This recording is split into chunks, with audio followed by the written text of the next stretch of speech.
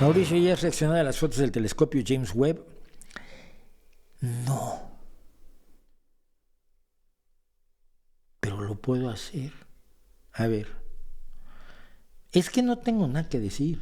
Ya sabíamos que íbamos a ver cosas maravillosas y estamos empezando a saber. Si el Hubble era fantástico, si el Hubble era...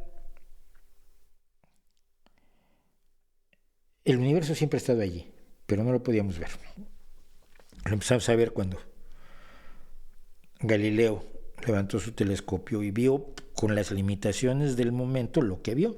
Por eso vio Neptuno era un triple planeta o un planeta con orejas, porque la resolución de su pobre telescopio pues no daba para descubrir que eran unos anillos lo que había alrededor de Saturno, y conforme se inclinaban o no los anillos, se veían más orejudos o menos orejudos.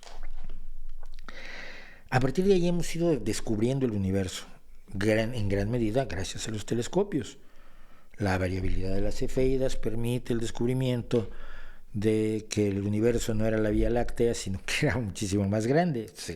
El día que se dio a conocer este descubrimiento, de Hubble precisamente, a partir del trabajo de Henrietta Leavitt con las cefeidas, se conoce como el día en que descubrimos el universo, descubrimos que hay un universo más allá de la Vía Láctea. Era de esperarse lo que iba a ver el Hubble.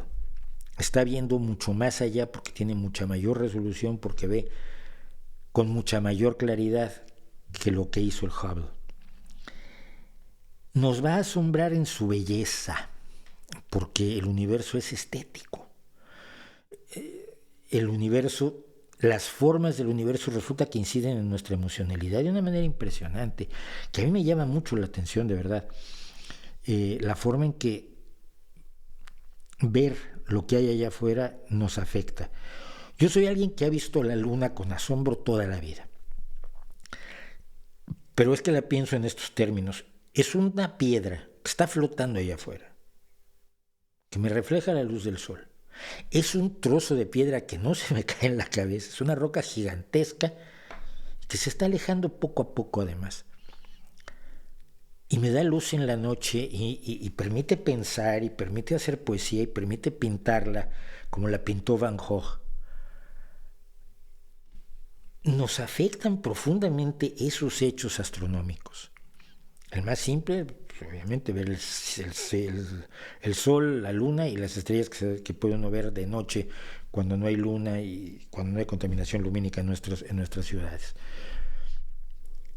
Va a ser un impacto estético tan grande como el del Hubble, donde además se mete el que quiere decir, estos son los pilares de la creación, este es el ojo de Dios. Cálmense, pueden usar otro tipo de metáforas. A los hombres de la antigüedad, a los fósiles antiguos ya no les llamamos nombres raros, sino nos podemos llamar Lucy o Miguelón, ¿no?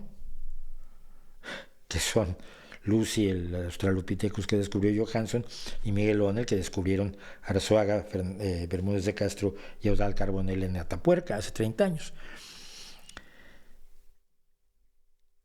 Podríamos llamarle de otro modo, porque lo que vamos a ver no lo hemos visto nunca. El tema de los exoplanetas es muy importante, pero a mí me entusiasma mucho más la idea de ver cerca del momento de nacimiento del universo. No podemos explicar por qué nació, pero sabemos claramente que nació. Estamos viendo a 13,000 millones de años de distancia. Es decir, la luz de las galaxias más lejanas que ha tomado la primera foto del Hubble que nos mostraron, las galaxias que están más lejos están a 13,000 millones de años luz. ¿Qué quiere decir esto? Que esa luz salió de esas galaxias hace 13,000 millones de años. Probablemente ni existan ya esas galaxias hoy, en tiempo de la Tierra. Esa luz la estamos viendo hace 13,000 millones de años. Estos telescopios son verdaderas máquinas del tiempo. Y si logra ver a 13,800 millones de años luz, va a ver lo que aconteció en los momentos del nacimiento de nuestro universo.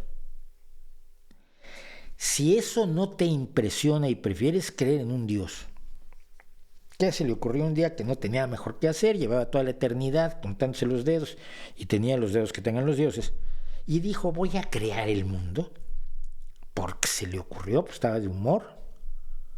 Si eso te impresiona más o te conmueve más que la existencia de un universo que podemos conocer en sus propios inicios, no tengo nada que decir. A mí me emociona enormemente.